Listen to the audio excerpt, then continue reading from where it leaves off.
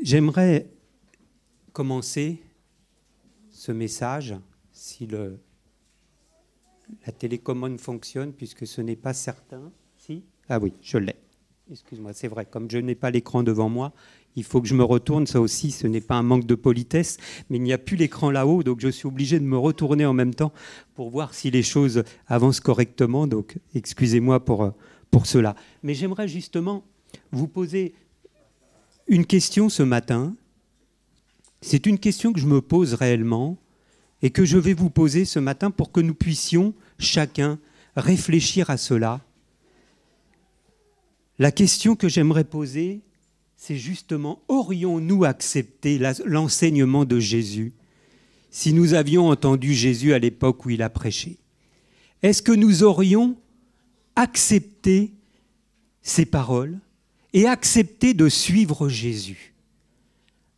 À cela pourrait paraître un peu saugrenu de poser la question aujourd'hui, frères et sœurs, puisque nous sommes ici dans une église, que nous sommes venus justement adorer le Seigneur.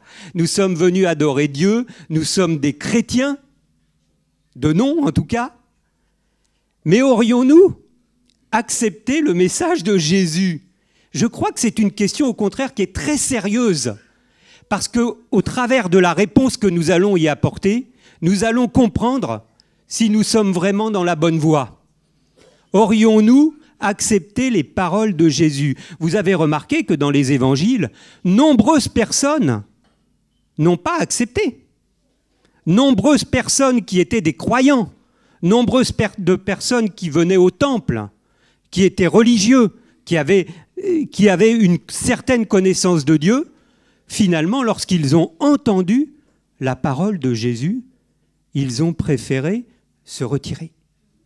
Lorsque Jésus a commencé d'apporter la bonne nouvelle qui implique la repentance, lorsqu'il a commencé à apporter les enseignements sur le royaume de Dieu et ce qui en découle, et les principes qui en découlent, eh bien les personnes se sont retirées. Certains ont dit, mais n'est-il pas le fils du charpentier? D'autres se sont même vexés au point de dire, mais comment ose-t-il nous parler ainsi? Il blasphème.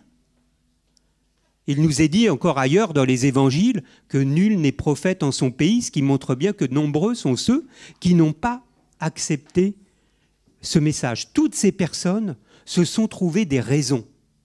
Ils se sont trouvés des raisons pour ne pas observer les enseignements de Jésus et de pouvoir continuer de vivre à leur façon, de continuer de vivre selon la façon dont ils désiraient. Ils ont repoussé le message de Jésus. Pourtant, ils étaient croyants, pour la plupart. Ils venaient au temple, ils observaient certaines règles. Alors par contre, je suis certain que nous aurions été attirés par les miracles, que nous aurions été attirés par les guérisons. Ah oui! Cela, oui, nous aurions vraiment glorifié Dieu pour cela. D'ailleurs, les personnes lui disaient « Fais un miracle et nous croirons en toi. Fais un miracle et nous croirons en toi. » C'est spectaculaire, c'est incroyable, on a l'impression d'être au bon endroit, on est content d'être là. Fais un miracle, Seigneur, et je croirai en toi. Guéris un malade et je croirai en toi. Oui, je pense que nous aurions glorifié Dieu pour la multiplication des pains. Je crois que nous aurions été attirés et enthousiasmés par toutes ces guérisons. Nous aurions amené naturellement nos malades auprès de Jésus et nous aurions été dans une grande joie. Mais les enseignements de Jésus, les enseignements de Jésus, parce que nous réalisons que de tout temps, l'homme se crée sa propre religiosité. De tout temps, l'homme se construit sa façon de vivre sa relation avec Dieu. Il met en œuvre des actions. Il se réserve un temps pour rencontrer Dieu, pour sa religion. Il fait un certain nombre de rituels. D'autres personnes se tournent vers Dieu uniquement, par contre, dans la difficulté. Lorsqu'ils passent une épreuve, lorsqu'ils sont dans une situation extrêmement compliquée, douloureuse, alors là, oui, ils se tournent vers la divinité, en espérant en retour recevoir une aide, recevoir dans l'espoir de recevoir un soutien de la part de Dieu. Ils espèrent à ce moment-là avoir l'aide de Dieu dans cette situation, dans d'un projet, dans quelque chose qui est bloqué pour eux. Mais vous voyez, lorsque Jésus rencontre la foule, lorsqu'il commence à délivrer son enseignement sur le sermon sur la montagne, lorsqu'il commence à délivrer ce sermon sur la montagne, son enseignement, lorsque vous connaissez le sermon sur la montagne, vous savez par quoi ça commence. Lorsqu'on commence à entendre Jésus parler, on a l'impression que son message est complètement à l'opposé des attentes des gens. Le message que Jésus commence à apporter à la foule semble être à l'opposé de leurs attentes et donc à l'opposé de nos attentes. D'où se pose bien la question, est-ce que nous aurions accepté cet enseignement? Il semble que ce message soit à l'opposé de nos attentes, parce que là, lorsque Jésus commence à enseigner, il n'y a plus de guérison, il n'y a plus de miracle, il n'y a plus tout ce qui attire les gens. Et quand Jésus commence son message, alors il commence par cela, heureux les pauvres en esprit. Heureux les affligés, heureux les débonnaires. Waouh, c'est pas trop ce qui nous attire. Moi, j'ai pas envie d'être pauvre, j'ai pas envie d'être affligé. Il continue son message. Heureux ceux qui ont faim et soif de justice. Mais ce n'est pas de ça qu'on a soif. On a soif de gloire, on a soif de réussite. On a soif d'honneur. Jésus nous dit encore, heureux ceux qui ont le cœur pur. Ah bah, dis donc, ça nous fait une belle jambe, ça. Heureux ceux qui ont le cœur pur, ils seront pardonnés. Mais c'est pas cela qu'on recherche, nous. On a que faire du cœur pur, d'être faible. C'est pas cela que l'on désire. Non, ce n'est pas le projet que j'ai pour ma vie. Ce message ne m'intéresse pas. Dieu, oui. Si cela peut m'aider dans ma vie de tous les jours, si cela peut m'aider dans mes projets, je veux bien prier. J'ai cette croyance même que cela peut m'apporter quelque chose, que peut-être que Dieu peut faire quelque chose. Je veux même bien donner mon offrande à l'Église en espérant un retour sur investissement. Parce que finalement, si je donne à Dieu, il me doit bien quand même un petit peu quelque chose, quand même. Et je pense qu'à l'époque de Jésus, les gens étaient autant calculateurs que nous le sommes aujourd'hui. Ils ne sont pas différents de nous. Comprenons bien et réfléchissons bien au sens du message de Jésus. Ils n'étaient pas différents de nous. Et lorsqu'ils ont entendu ce message, je pense qu'ils ont dû être surpris. Je pense que nous aurions été extrêmement surpris. Alors je nous pose cette question ce matin, frères et sœurs. Que recherchons-nous lorsque nous nous approchons de Dieu? Que recherchons-nous lorsque nous venons dans la présence du Seigneur? C'est très important. C'est très important. Parce que de cette réponse-là, nous saurons si nous faisons fausse route. Si nous venons simplement parce que Jésus fait des choses incroyables, comme d'autres, nous faisons fausse route. Ce n'est pas l'enseignement de Jésus. Ce n'est pas du tout ce que Jésus a apporté. Au contraire, même lorsque Jésus commence ses premiers enseignements, ses premières interventions publiques, ils vont au contraire justement casser les raisonnements des personnes qui sont en face de lui. Jésus commence par parler de l'adultère.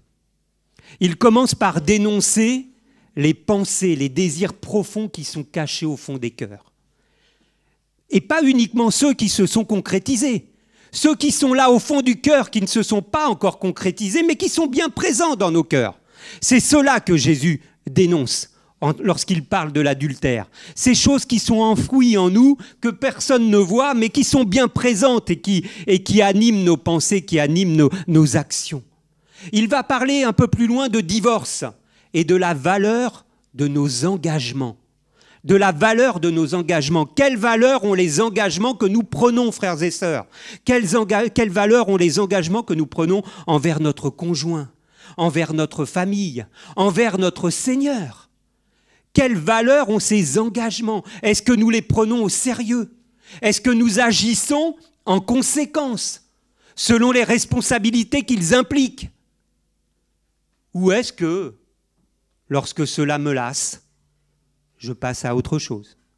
Jésus parle de la valeur de nos engagements. Ces sujets étaient donc déjà d'actualité du temps de Jésus. Et Jésus remet en cause, il remet en cause certaines pratiques de la société. Il remet en cause les raisonnements de ces hommes, de ces femmes qui se sont construits une façon de vivre pour ne pas suivre la volonté de Dieu. Jésus casse ces raisonnements. Il invite encore plus loin à aimer ses ennemis, à prier, à bénir ceux qui nous maltraitent, ceux qui nous persécutent. Parce que Jésus dit, mais il est trop facile de n'aimer que ceux qui nous témoignent de l'affection. Il rajoute, mais qu'est-ce qu'il y a d'extraordinaire à cela, de manifester du bien envers ceux qui nous font du bien? Non, au contraire, Jésus nous demande d'avoir un regard différent sur ceux qui nous gênent, sur ceux qui nous perturbent, sur ceux qui nous dérangent, sur ceux qui nous maltraitent, de les regarder avec le regard de Dieu. Et premièrement, de prier pour eux. Et puis Jésus finit son message, son premier enseignement, sur toutes ces questions de spiritualité, la façon de vivre notre relation avec Dieu. Il remet en cause le mobile de ceux qui font des aumônes, ceux qui font des offrandes, des dons. Il remet en cause leur mobile et il leur dit, mais cessez de faire cela pour être flattés. Ne faites pas un don à Dieu pour être flatté, pour que les autres le voient. Mais au contraire, faites-le par amour de Dieu. Faites-le par amour pour votre prochain. Il dénonce encore plus loin l'hypocrisie de ceux qui jeûnent pour être honorés. Ils le font pour qu'on le sache. C'est ce que dit Jésus. Et enfin, il explique le vrai sens de la prière. Le vrai sens de la prière qui n'est pas d'obtenir quelque chose pour nous, qui n'est pas d'obtenir quelque chose de la part de Dieu. La prière est destinée à rechercher la volonté de Dieu. La volonté de Dieu. Alors qu'aurions-nous fait de ce message? Qu'aurions-nous fait de cet enseignement? Quel auditeur sommes-nous ce matin? Que recherchons-nous lorsque nous venons au culte, lorsque nous venons à l'église?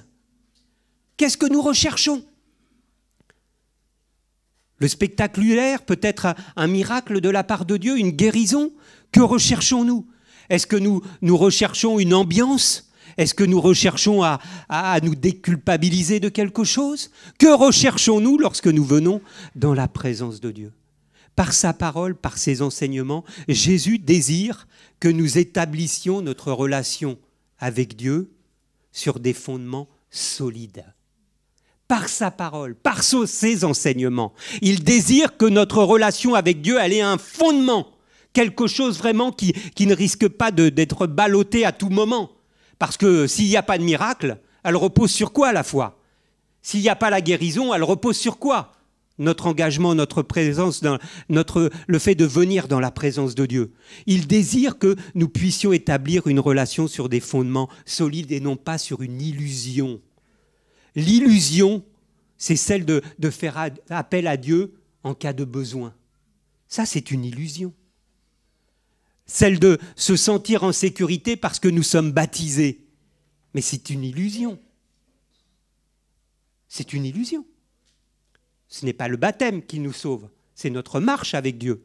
Le baptême, c'est un engagement, justement, la valeur de nos engagements.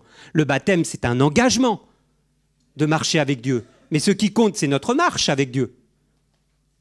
Comprenons bien cela. Et Jésus cherche à nous faire comprendre cela.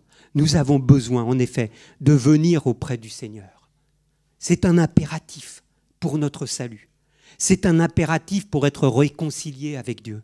C'est un impératif si nous voulons avoir une vie heureuse, si nous voulons que notre vie soit utile entre les mains de Dieu. C'est un impératif de venir auprès du Seigneur.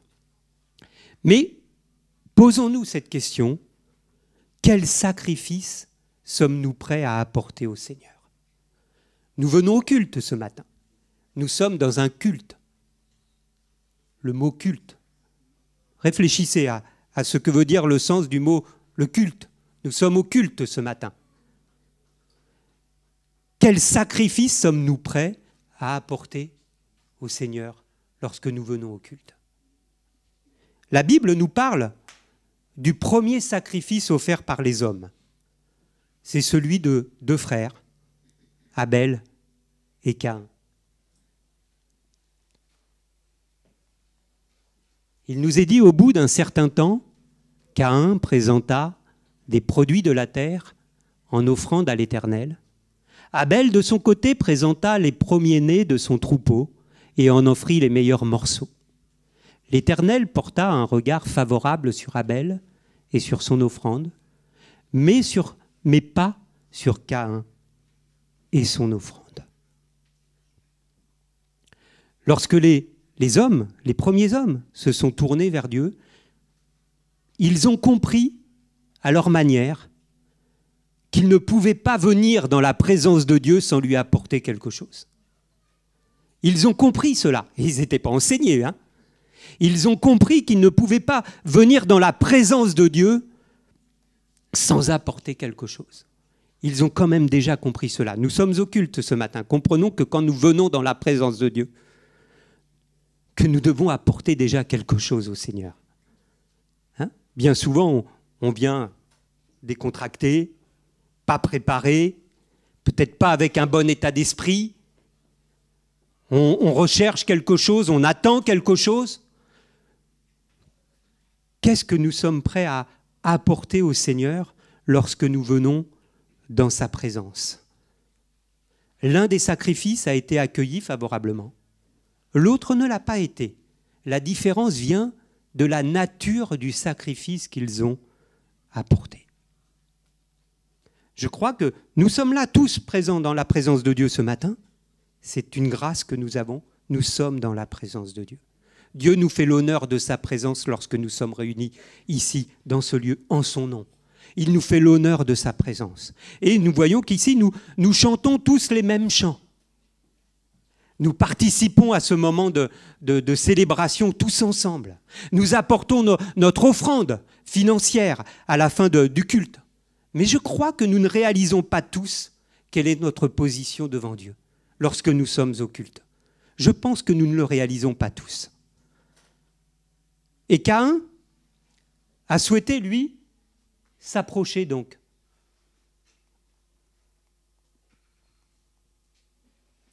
Caïn, lui, s'est approché de Dieu à sa façon. Il s'est approché de Dieu et il a apporté quelque chose qui résultait de son travail. Et comprenons bien que lorsque nous venons auprès du Seigneur, nos offrandes, nos louanges, nos actions, nos œuvres ne peuvent pas être le fondement de notre relation avec Dieu. Ils ne peuvent pas. Nous pouvons travailler, nous pouvons apporter des choses au Seigneur. Mais ce que nous faisons ne peuvent pas être le fondement de notre relation avec Dieu. Ici, il nous est dit que Caïn offrit un sacrifice sans effusion de sang. Sans effusion de sang, ça veut dire le sang, si le sang, c'est ce que Hébreu nous dit ici, sans effusion de sang, si le sang n'est pas répandu, il n'y a pas de pardon. Caïn n'avait pas reconnu sa position de pécheur. Il n'avait pas reconnu cela. Il s'est présenté dans la présence de Dieu. Il a agi sans reconnaître sa nature, sans reconnaître sa situation, sans reconnaître son besoin devant Dieu. Son sacrifice démontre également son ignorance de la nature de Dieu. Son sacrifice démontre cela, son ignorance de la nature de Dieu qui est faite de sainteté et de justice. Il s'est présenté devant Dieu. Ah, il a quand même eu conscience qu'il ne pouvait pas venir sans rien apporter. Mais il est venu avec « Voilà ce que je fais pour toi, Seigneur. » Voilà. Il travaillait, il a apporté son travail devant le Seigneur. Il est venu à la rencontre de Dieu sur un mauvais fondement. Tout ce qu'il avait fait lui-même, il a apporté son travail. Et quelquefois, nous venons dans la présence de Dieu avec cela à l'esprit, ce que je fais pour le Seigneur. Voilà ce que j'ai fait pour toi. Mais ce n'est pas le bon fondement, frères et sœurs. La Bible nous dit que le sacrifice que Caïn a apporté, Dieu n'a pas apporté un regard favorable sur son sacrifice. Et lorsque Dieu a cherché à reprendre Caïn pour lui faire comprendre qu'il n'était pas dans le bon état d'esprit, et bien justement, lorsque Dieu a commencé de reprendre Caïn, c'est le véritable état d'esprit de Caïn qui s'est révélé. Il en a été contrarié, il a été vexé. Parce que lui, il voulait montrer ce qu'il avait fait. Il voulait montrer qu'il avait travaillé, qu'il voulait se mettre en avant en venant auprès du Seigneur. Et lorsque Dieu l'a repris en lui disant « Mais non, ce n'est pas ce que j'attendais de ta part », il a été vexé et au point de se mettre en colère. Il est devenu violent et même il est devenu meurtrier. Pourtant, il était venu dans la présence de Dieu en apportant un sacrifice à Dieu. Vous voyez qu'on peut venir à l'église, on peut venir au culte et apporter quelque chose à Dieu, mais en étant dans un mauvais état d'esprit, en n'étant pas dans l'état d'esprit qui nous permet d'être accueillis et d'être agréés par Dieu. D'ailleurs, il nous arrive de venir le dimanche ici au culte et de nous retrouver là et à prononcer des paroles extraordinaires, des louanges merveilleuses, des prières sans mots. Alors que quelques heures avant, nous avions peut-être eu un comportement, mais qui était complètement en contradiction avec la parole de Dieu. Nous pouvons avoir eu ce même comportement au culte, et puis peut-être juste à la sortie, quelques minutes après avoir quitté le culte, être amené à médire sur quelques personnes ou à nous mettre en colère. Réalisons ce que cela veut dire. Avec cette attitude, nous ne trompons pas le Seigneur. Nous pouvons tromper les frères et sœurs, nous pouvons nous tromper nous-mêmes, mais nous ne trompons pas le Seigneur. Que croyez-vous que Dieu pense de notre sacrifice, de notre louange, si nous avons cette attitude et ces pensées-là au fond de notre cœur? Que pensez-vous que Dieu pense de cela? Et de la même façon que Dieu s'est adressé à Caïn, Dieu s'adresse aussi à nous ce matin. Et il nous dit, certainement, si tu agis bien, si tu réagis comme il faut, tu reprendras le dessus. Sinon, le péché est couché à ta porte et ses désirs se tournent vers toi. Comprenons dans quel état d'esprit nous venons au culte. Qu'est-ce que nous recherchons, frères et sœurs? Le plus grand danger chez le chrétien, c'est l'habitude. On s'habitue à faire les choses et on ne réalise même plus pourquoi nous faisons les choses et pourquoi nous sommes là ce matin. Pourquoi nous sommes là ce matin au culte? Abel, lui, apporta un sacrifice par la foi, nous est-il dit. Par la foi, Abel a offert à Dieu un sacrifice meilleur que celui de Caïn. Ce n'est pas moi qui le dis, c'est la parole de Dieu. Il apporta un sacrifice meilleur que celui de Caïn. Grâce à elle, par sa foi, il a été déclaré juste par Dieu, qui a témoigné lui-même qu'il approuvait ses dons. Par la foi, Abel avait saisi que seul un sacrifice sanglant d'une victime sans tache et sans défaut pouvait lui permettre d'être accepté dans la présence de Dieu. Et le culte, l'offrande que nous apportons ce matin à Dieu ne peut reposer que sur le sacrifice de Jésus-Christ. Si nous sommes rassemblés là ce matin, ce n'est que pour une seule raison, c'est parce que Jésus est mort à la croix. Et la seule chose que nous pouvons présenter devant Dieu, c'est le sacrifice de Jésus, c'est le sang de Jésus. Tout dépend de cela, tout dépend de cela, frères et sœurs. Ce n'est ni nos actions, ni nos offrandes, mais uniquement l'œuvre de Jésus à la croix. N'oublions jamais ça, jamais ça. Si nous perdons de vue cela, nous dérapons dans notre service avec Dieu. Nous dérapons dans notre relation avec Dieu. La seule chose que nous devons sans cesse nous rappeler, c'est que nous devons honorer Dieu et remercier Dieu pour le sacrifice de Jésus à la croix. Et uniquement cela. Vous pouvez faire tout ce que vous voulez dans l'Église. Vous pouvez apporter toutes les offrandes que vous voulez dans l'Église. La seule chose qui compte, la seule chose que nous aurons à présenter devant le Seigneur lorsque nous nous présenterons devant lui, c'est le sang de Jésus. C'est de dire que nous reconnaissons la valeur du sang de Jésus sur notre vie. C'est la seule chose qui compte, frères et sœurs.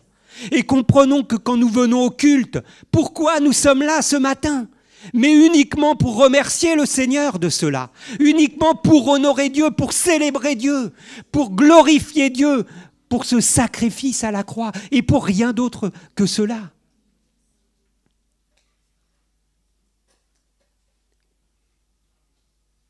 Le seul sacrifice qui ait du prix au Seigneur, rappelons-nous cela, Jésus-Christ, lui qui a été fait pour nous sagesse, justice, sanctification, rédemption. Tout est en Jésus-Christ. C'est en lui que nous avons notre sagesse. C'est par lui que Dieu nous déclare justes. C'est par lui que Dieu nous libère du péché. Ne perdons jamais de vue cette vérité, parce que je crois que trop souvent nous la perdons de vue.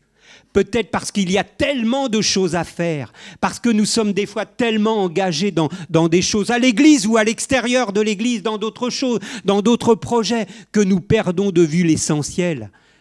Et en perdant de vue l'essentiel, nous risquons de compter davantage sur nous. Nous risquons davantage de mettre en avant ce que nous faisons, et de perdre de vue que Dieu nous a tout donné. À force de regarder sur nous-mêmes, à force de regarder sur ce que nous faisons dans l'Église, nous finissons par croire que Dieu nous est redevable. Mais Dieu nous est redevable de rien du tout. C'est par grâce que nous sommes sauvés. C'est par grâce, frères et sœurs. Tout est accompli.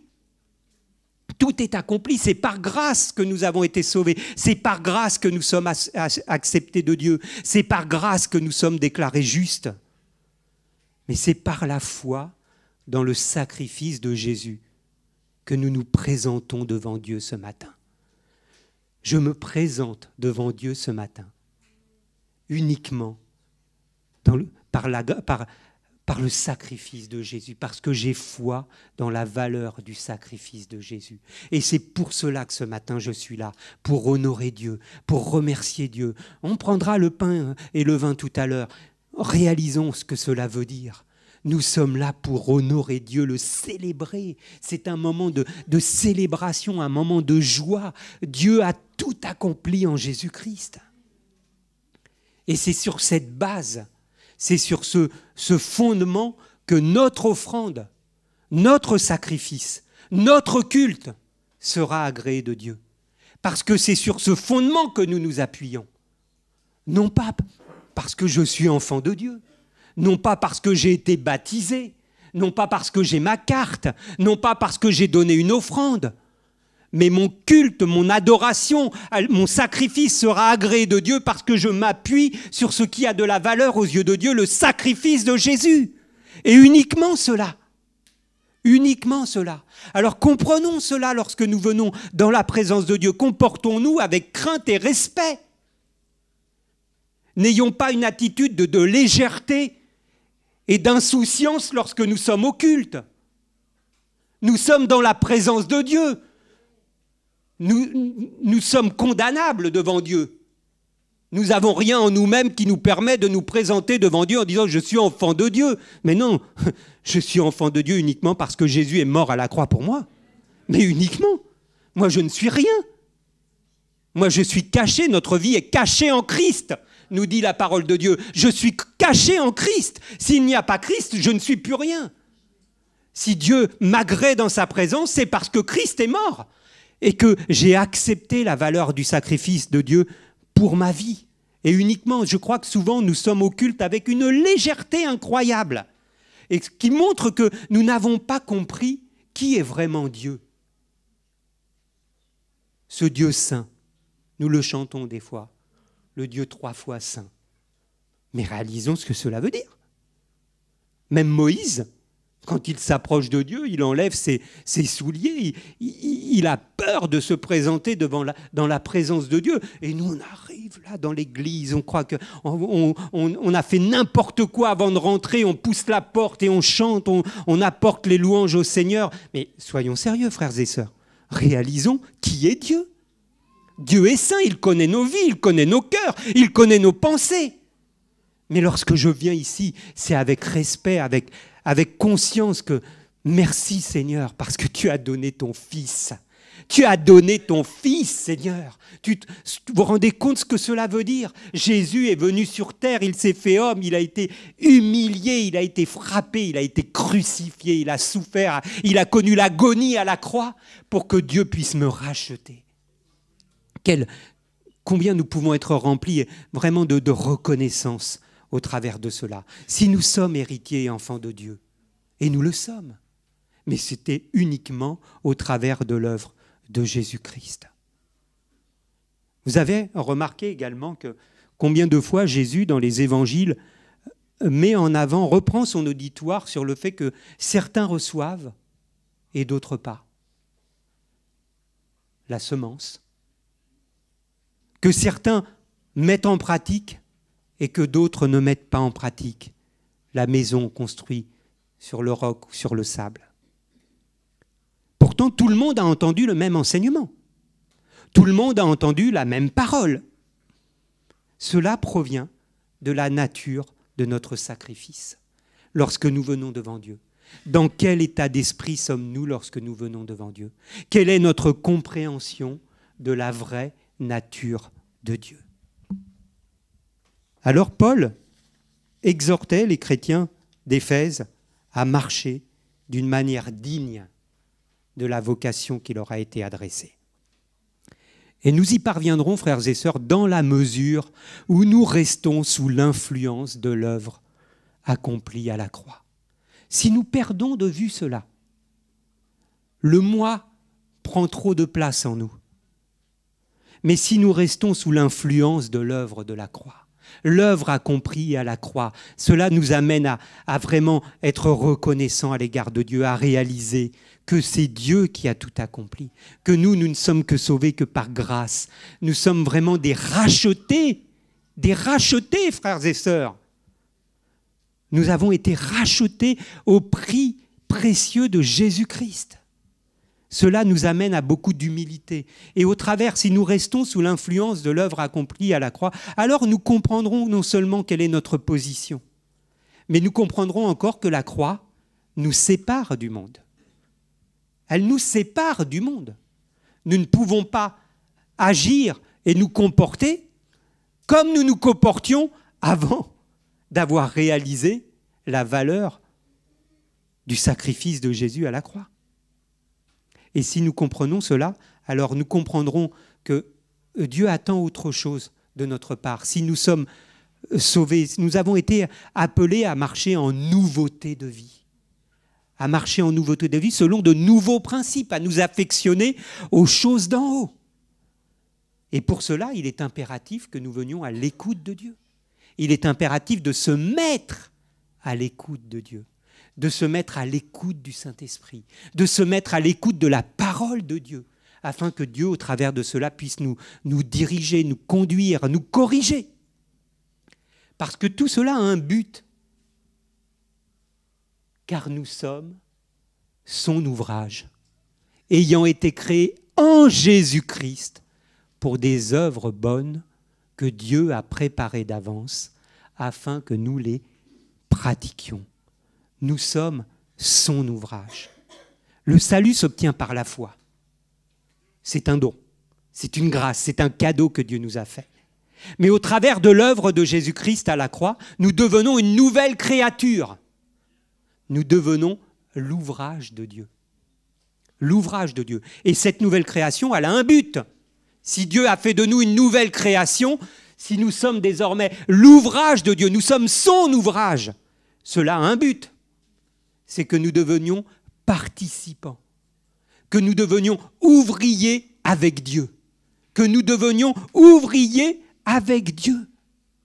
C'est cela que nous avons besoin de comprendre. La croix nous sépare du monde parce que Dieu, au travers de cette nouvelle création, veut que nous devenions le sel de la terre et la lumière du monde.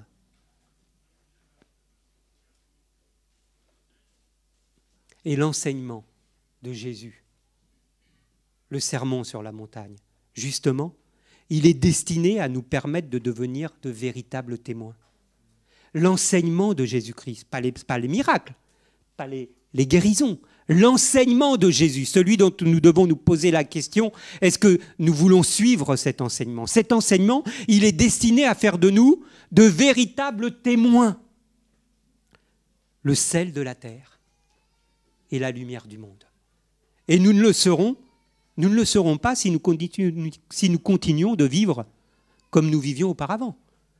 Nous ne pourrons pas être le sel de la terre et la lumière du monde si nous continuons de vivre avec égoïsme, si nous continuons d'être animés par nos penchants, si nous continuons d'être conduits par toutes les passions de ce monde. Nous ne pourrons pas être le sel de la terre et la lumière du monde.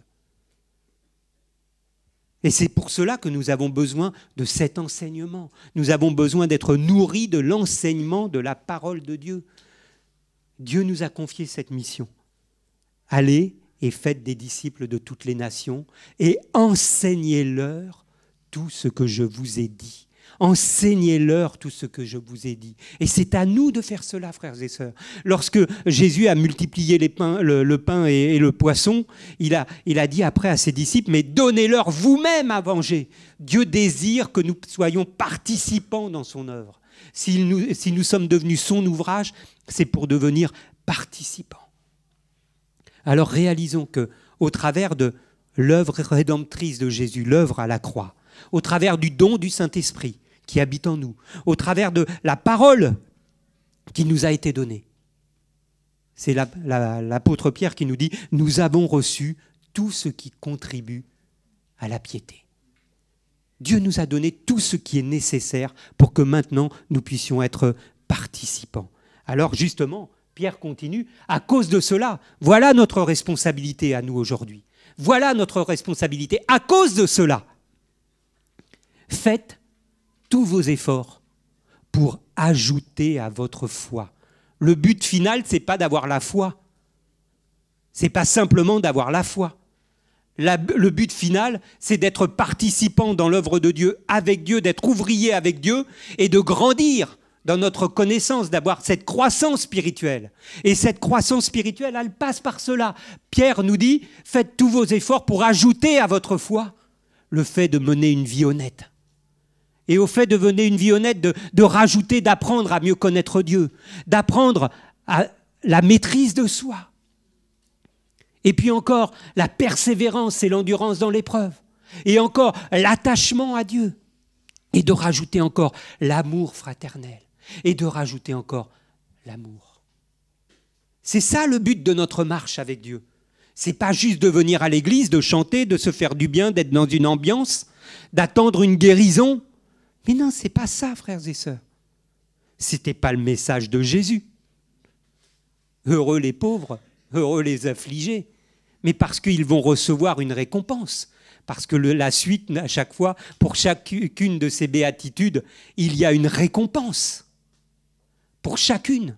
Je ne les ai pas citées volontairement ce matin, mais Dieu a une récompense. Dès lors que nous marchons avec lui, il y a une récompense. Mais en tout cas, le but, nous venons au culte, c'est pour honorer le Seigneur et pour grandir dans notre marche avec Dieu. Et c'est au travers de cette marche, au travers de la croissance spirituelle, elle est à ce prix. Et au travers de cette croissance, Pierre nous dit, et ainsi, vous ne serez jamais oisifs, vous ne serez pas inactifs.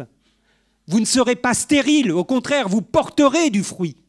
Vous ne serez pas aveugle. Ça veut dire que vous aurez conscience des besoins qui sont autour de vous. Parce que bien souvent, nous ne voyons même pas les besoins autour de nous. Dieu place des œuvres, il place des choses autour de nous, mais nous ne le voyons pas, nous sommes tellement préoccupés par d'autres choses. Mais si nous entrons dans cette marche, alors Pierre nous dit, vous allez affermir votre vocation et l'entrée du royaume vous sera largement accordée. Alors je voulais justement apporter ce message avant la Sainte Seine ce matin, pour que nous réalisions ce matin, que nous nous posions vraiment cette question.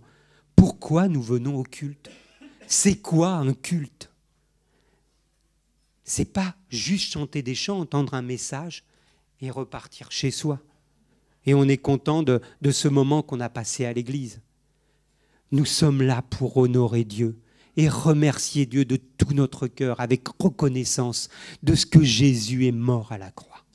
Qu'il est mort à la croix pour mes péchés et que si Jésus n'était pas mort à la croix, mais comment pourrais-je oser me présenter dans la présence de Dieu? Abel, à Caïn, lui a osé se présenter dans la présence de Dieu en apportant juste le fruit de son travail. Et Dieu lui a dit, mais ça je n'en veux pas, ça n'a pas de valeur pour moi. Donc comprenons cela. Quand nous prenons le pain et le vin, comprenons ce que cela veut dire. Nous sommes là pour apporter notre reconnaissance au Seigneur. C'est le premier sacrifice que nous devons apporter. C'est notre première offrande. C'est la première louange que nous apportons au Seigneur lorsque nous venons le dimanche matin. Nous sommes là remplis de reconnaissance parce que nous réalisons quelle est notre position devant Dieu et que cette position, elle n'est acceptée que parce que Jésus a souffert, a agonisé. Il est mort à la croix pour mes péchés. Amen. Seigneur, je veux te rendre grâce pour ces instants, te rendre grâce pour ta parole. Je veux te louer, Seigneur. Je veux te rendre grâce. C'est vrai que bien souvent, je ne réalise pas pleinement ce que tu as accompli pour moi, Seigneur, mais ce matin, je veux m'incliner devant toi avec une reconnaissance complètement renouvelée, Seigneur, parce que tu es mon Dieu. Quel Dieu d'amour. Dieu a tant aimé le monde. Aujourd'hui, Seigneur, je réalise que c'est vrai que lorsque je viens devant toi, il n'y a que le sang de Jésus qui me permet d'être là devant toi. Et je veux te bénir pour cela. Merci, mon Dieu. Merci pour ta grâce. Merci pour ce que tu as accompli. Merci pour ce sacrifice. Merci pour l'œuvre du salut qui dépasse tout ce que nous pouvons comprendre, Seigneur. Je veux te bénir, je veux te louer avec mes frères et sœurs. Nous voulons ensemble ce matin, Seigneur, te célébrer et te bénir. Amen.